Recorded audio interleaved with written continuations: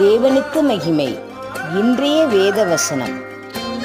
என்னை தமது கூடார மறைவிலே ஒளித்து வைத்து என்னை கன்மலை மேல் உயர்த்துவார். சங்கீதம் 27:5. ஆண்டவருக்கு மகிமை உண்டாகட்டும். ஆமென்.